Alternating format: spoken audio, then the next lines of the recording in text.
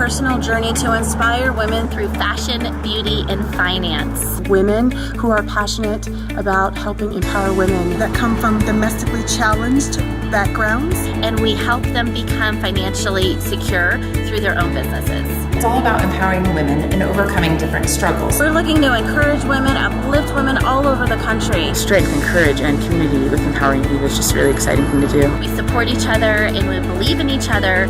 We bond together through our past, but we don't allow our past to dictate who we are today. It's a personal journey to inspire, uplift, and empower, helping to restore innocence in all women. If we stand together, we can be so much more powerful than us just trying to one-on-one fight. You can, as a woman in today's society, still be as successful as you want to be. We are Empowering Eve. Join the journey. Woo!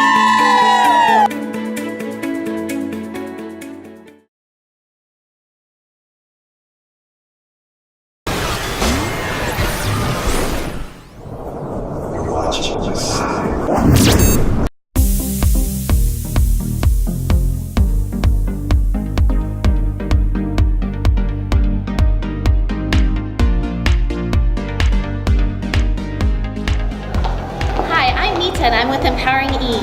And I'm Kim, and we're here at our Winter Wonderland fashion show. And one of our models has an amazing story that you're totally gonna want to hear about. She's an overcomer. She's overcome child abuse. She's overcome the system not giving her what she really deserves. And we're so excited you're gonna be able to hear her story. Don't miss out on our fabulous show today.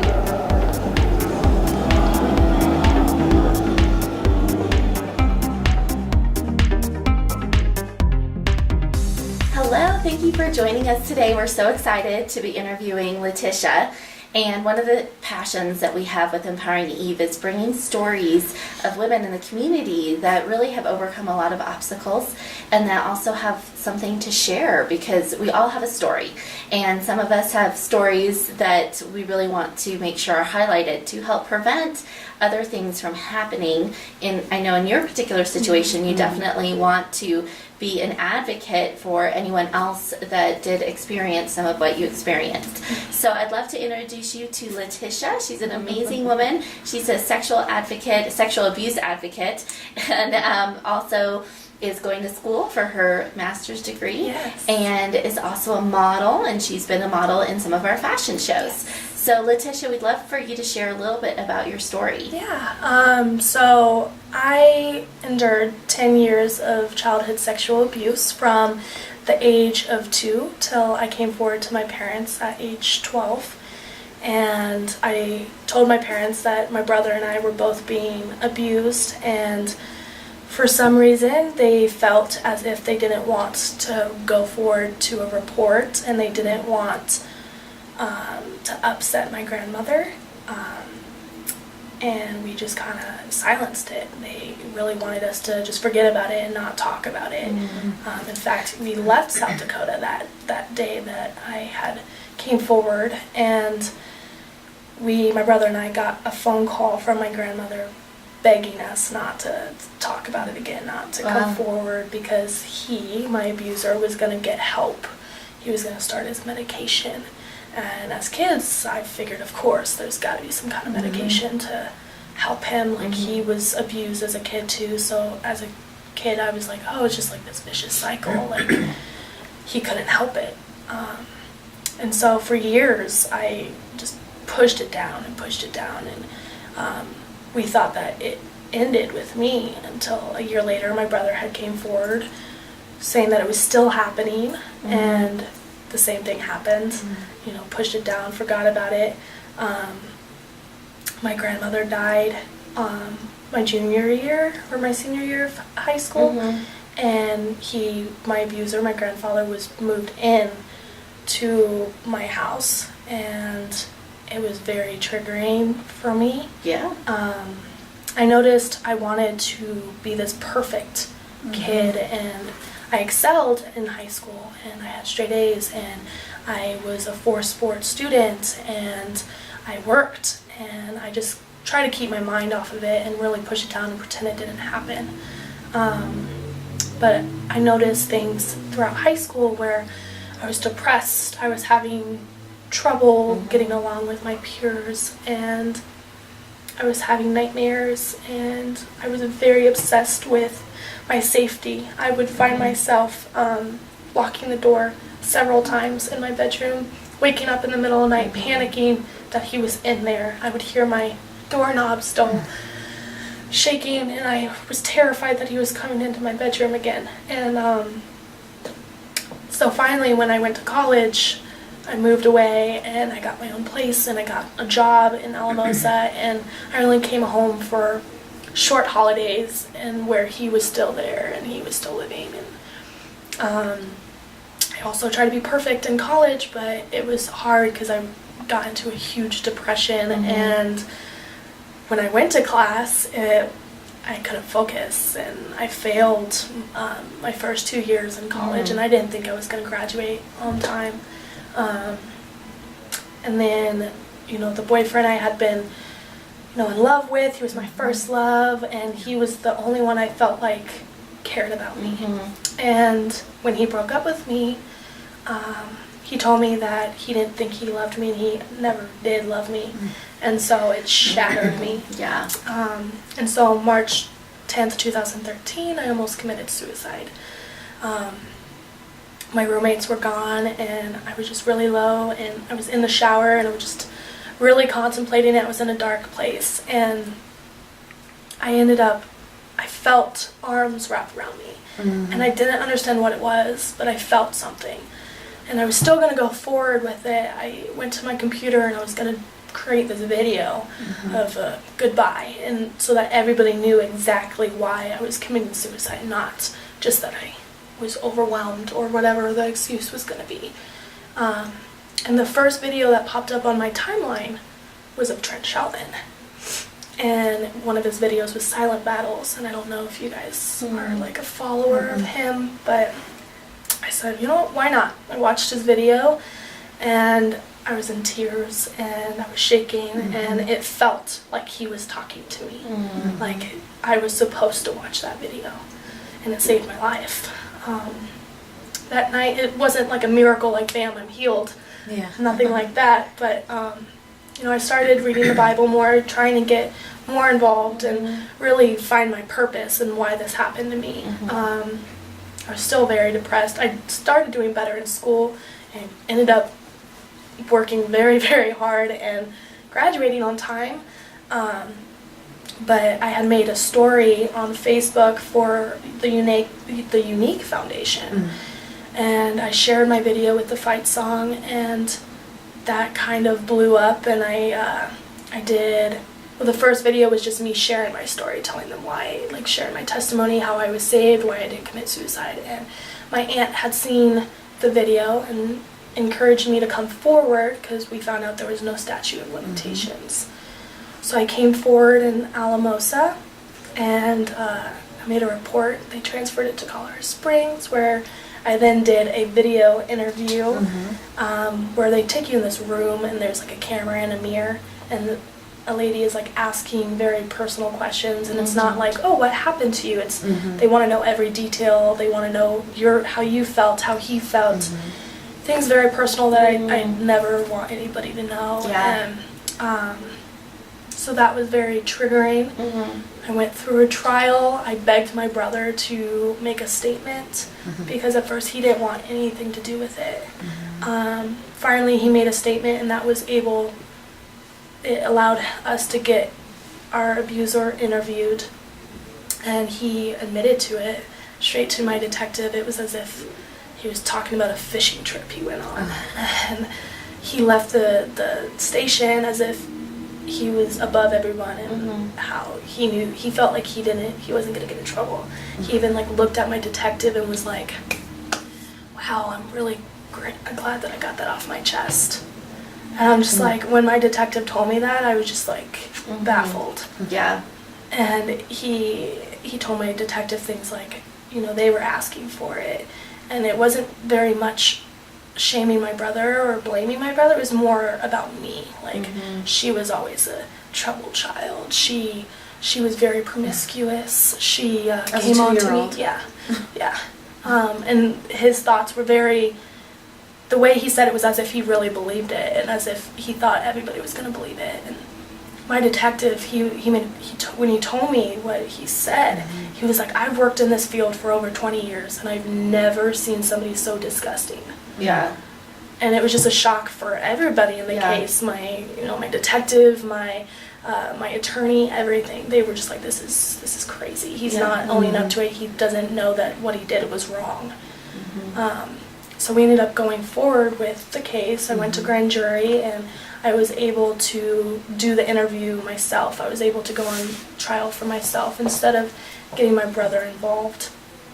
And after that, they decided, it's time to arrest him, and we went through this process of trying to get him to accept a plea deal. And for a while there, we thought we were going to go to trial. We were preparing for trial, and I was holding off my therapy for trial. And finally, he tried to get his confession thrown out. That was his goal. He wanted to find a way to make sure his confession wasn't there so he could pretend that it didn't happen and that he didn't admit to it. But the judge was like, nope, everything was followed through the right way. We're keeping the confession. And that's when he was like, okay, I'll take the plea deal. So then in January was the grand jury, and then just this November I went to trial, sentencing trial, and I spoke there, and I found out he only got 10 years for 2 counts of rape, which was hard. I wanted to give up right there because I felt like I went through this whole process to ensure that my brother didn't have to talk, and we got 10 years. So I started school. I really became this advocate, and I wanted to help other people, not just women, but males too, come forward and really empower themselves to fight for themselves, even with a horrible sentencing like I got. Just a feeling of fighting for themselves and making sure that I didn't just stay silent. I think I finally started to realize that no matter what sentencing he gets, and no matter in 6 years if he gets out, I fought for myself and I stood up for my brother and I think that was the most important part that I had to realize. Yeah. So how do you live with somebody doing that to you in your home? I mean, how do you go through every single day knowing that this person who's done this to you and your brother is under the same roof? I mean, how do you get through every day? It was terrible. I felt like I couldn't be in my own home. If I was with him, I tried to leave. I locked myself in my room a lot. My parents would leave, and it would just be him and I would just go up to my room. If I didn't have friends to go be with, if I couldn't be with my boyfriend, I would go to my room and lock myself in my room until my parents came home. It was just hard to deal with that, and I think it was always on my mind. And he came to cheerleading events, and he went to my graduation, and it was just hard to pretend like he was this great guy. And I would get like birthday gifts, Christmas gifts and stuff, and he would go over the board and give me gifts even if it wasn't like a holiday. And it felt very much of like a way to silence me and try to make up for what he did. And how long did the abuse happen? From 2 to 10, you said? Yeah, 2 to 12. 2 to 12. I So didn't then he stopped after 12. I didn't have memory of it until about 6 or 7, but he had told my detective that I was in diapers when he started, and I wasn't in diapers when I was 3. So that's how I knew he had started. God knows when, but at least the age of 2 he had started. So when you hear of other people going through a similar situation, what are some of the things that people need to understand? Because clearly he lived in your home and this abuse was happening, and your parents knew what was going on and your brother knew what was going on, but there's this facade that everything's great, we're just a great family and everything's awesome. For anybody going through that, what do you tell parents who might suspect but don't want to address the issue? What would you say to them? Yeah, well, I do a lot of readings and stuff on that topic, because that's the counselor. I want to be able to work with children and families to prevent this. And the thing I would say really is just, if you in your gut know that something's not right, follow it. Always, and there's always you have to know the right questions to ask your child, and there's always signs of it going on. And there was tons of signs for my brother and I, even when we hit our teens, and my brother was this deviant child who was setting fires, breaking into houses, and things that normal children do not do. Right. So just in your gut, if you know that something's not right, really know the questions to ask. Like, instead of saying, well, you like your grandfather, right? That's leading the child into being like, yeah. The right question would be like, well, how do you feel about your grandfather? You know, are you comfortable with him? And really let your child tell you, because when you create that format of being able to openly talk to your children, that really sets your child up for success, and really to protect themselves and know that they're in charge of their own body. A lot of the questions would be just opening yourself up, and instead of, like, if your kid says, I don't really like going to grandma and grandpa's house, don't shut them down. Be like, oh, don't say that. But be like, okay, why don't you like going there? So that they feel like they can talk to you. A safe place. Absolutely. Because I think with my brother and I, we felt like we couldn't tell anybody. For a long time, I thought my parents knew about it. And when I was trying to come forward around age 8, I kept telling him, I was like, I don't feel like this is love. Like, why doesn't my mom do this? Why doesn't my dad do this? Why doesn't anybody else but you show me love like this? And he was like, oh, I show your mom love like this. And in the morning, he went and put his hands down her pants, and she didn't do anything. She didn't move. She didn't say anything. My step-grandfather, so her stepdad, went behind her and put his hands down her pants. And so maybe it happened to her. And she's not willing to also bring it up and face it. And a lot of cases I've seen where, kids are sexually abused, and the way their brain works with trauma is it shuts it down. And so you have no recognition, no memory of it until later. Years and years come up, and then you get triggered. And you remember all of this abuse, and it just happens. Or you don't remember it consciously, but your body remembers it. Your body I think reacts that's the post-traumatic stress that you were talking about. Because, I think a lot of people go through that, honestly, whether or not it's through sexual abuse or through divorce or through, domestic violence. And then you just, if you don't deal with it, you just hold it in your body. And like you said, there could be that trigger. So I do have a question about what your opinion is of the abuser, or if someone was in this situation and, like your grandma was saying, give them a chance to change, whatever. What is your opinion on whether or not people that are sexual abusers, whether or not they actually can change or do change, or what are the chances of someone changing? So there's a whole field of being able to work with sex offenders, and it is a process to change. But I think my belief for a very long time was, I was abused, so I'm going to be abuser. I was scared to be around my nieces and my nephews and my cousins, and I told my first therapist, I was like, I'm terrified to hurt them. I don't want them to be hurt like I was. And one thing that really stuck with me was, like, you get to decide what you do. You decide if you want to go through with that. And she asked me, she was like, do you have urges of hurting these kids? And I said, no, like, of course not. She was like, then you're not going to hurt your child or hurt these kids. The only time, if you do have those urges, there's a process of really working through it and knowing that you might have these urges because of things that's happened to you. But there's a way to avoid that, and a way to make sure you don't hurt a child. Get help beforehand. Absolutely. I heard you say at one of our events that you will never not believe somebody when they make this claim, when they say, I've been abused or I am being abused, and you will always give them the benefit of the doubt and get to the root of that. And I think that's so important because people sometimes will get caught up in the facade of things. I know everything's great, everything's wonderful, but the fact that you say that, I think, encourages everybody else. We have to listen, no matter how hard it is. We have to listen, look for the clues. But when somebody says, I am physically being abused, we have to listen. We have to pay attention. To me, it's so important to believe them, because there's so many people that don't. Right. And even though my parents, you know, they say they believed us, but they didn't show actions of belief. They still deny a lot of this stuff. They'll straight tell me that didn't happen. And my mom, when I tell her that I witnessed her being sexually abused, that didn't happen.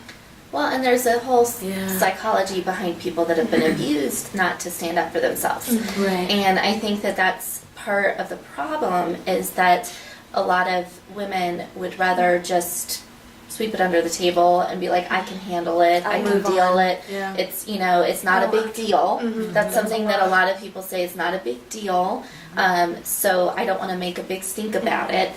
And I think that that just creates more of the problems, honestly, because of course. It is very common, so that's the excuse. Well, this happens all the time. All the time. Yeah. Yeah, it's not a big deal. It's not a big Or deal. I don't want to hurt that person, like putting them in jail, you know. Or the reason behind mine was I didn't want to take the husband away from my grandmother. Right. You know, didn't want to take her income. Didn't want to. It was very focused on her and not hurting her versus the child, and that's why I like to believe survivors, because it takes so much courage to even say something. Because a lot of the time, if like even adults, when they come forward of rape and everything, it took so much courage and strength to even come forward and say that this happened to them, because they know about victim blaming and they know about our rape culture in our society and how it's always the victim's fault. You know, what was she wearing? What was she drinking?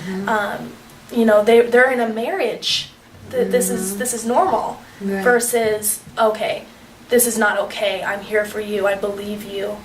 You can talk to me. And it's even more important for kids, because kids can't make this up. They don't know a lot about sex, and they don't know that it's wrong. And so when they do come forward, they're telling you because they're not sure. They don't know what's going on. Yeah. Well, we are exceptionally grateful to you. We are your voice and being heard, and we're so proud of you being a part of Empowering Eve and being the voice for so many people, speaking up and having the courage to do that. So thank you for being a part of who we are in Empowering Eve and speaking out today. Yeah, thank you. Yeah, and we're looking forward to you being an ambassador for other people, so that we can help bring more awareness about some of these issues. So thank you. And that was Leticia Ty and her incredible story. You can find Leticia Ty, that's Tye, on Facebook. Tune into her and listen, follow her story. It is absolutely remarkable and inspiring. And you can also find us on Empowering Eve Facebook. Just search Empowering Eve and you'll find our Facebook, so you can stay in tune with all of our amazing things that are happening and take a look at some of the clips from our recent fashion show.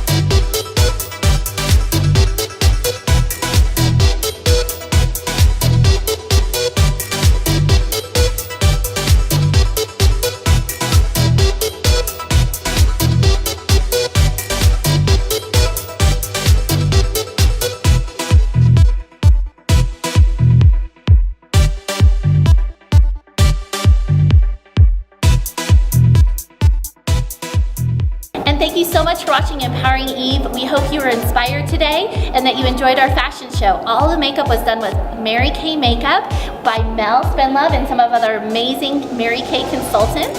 And then Kim is also with Primerica, and I'm a Mary Kay sales director as well. And we just love empowering women. We hope that you tune in for our next show.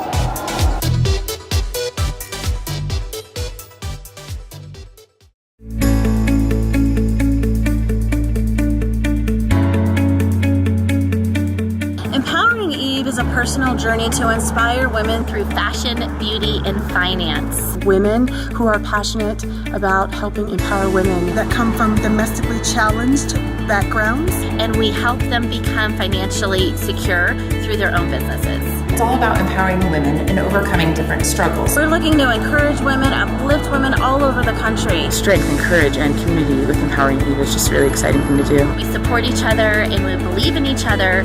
We bond together through our past, but we don't allow our past to dictate who we are today. It's a personal journey to inspire, uplift, and empower. Helping to restore innocence in all women. If we stand together, we can be so much more powerful than us just trying to one-on-one fight. You can, as a woman in today's society, still be as successful as you want to be. We are Empowering Eve. Join the journey. Woo!